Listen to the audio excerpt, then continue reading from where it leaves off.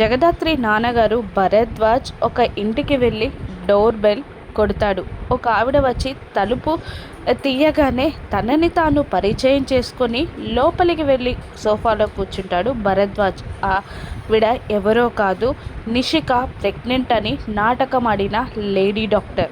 దాంతో భరద్వాజ్ ఆవిడకి చెప్పడం మొదలు పెడతాడు. నా కూతురు ప్రెగ్నెంట్ అవ్వకముందే నువ్వు నా కూతురు ప్రెగ్నెంట్ అని నాటకం అబద్ధం చెప్పావు కదమ్మా.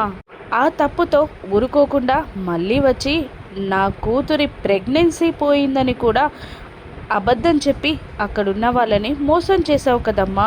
నీకు డబ్బులు ఇచ్చి నీతో అబద్ధాలు చెప్పించి నాటకాలు ఆడించిన నిషిక నా కూతురమ్మా. కానీ దాన్ని కనకముందే నేను మరొక కూతుర్ని కన్నానమ్మా. దాని పేరు జగదాత్రి అని భరద్వాజ్ చెప్తుండగా ఆవిడ విచిత్రంగా కాస్త టెన్షన్గా వింటూ ఉంటుంది.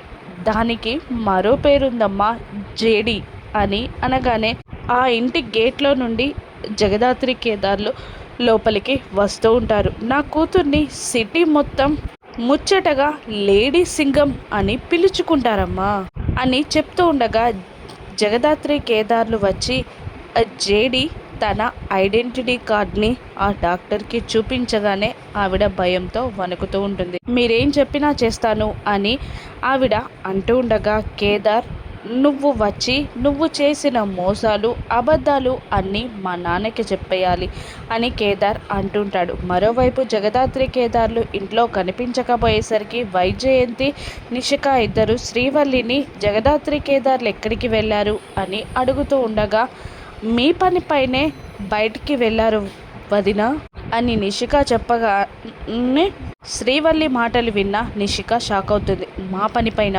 అని నిషిక షాక్ అవుతూ ఉండగా అవును వదిన, ఈరోజు మీ పని పూర్తవుతుంది అని కూడా చెప్పారు అని అనగానే ఇంకా టెన్షన్ పడుతూ ఉంటారు నిషిక వైజయంతి.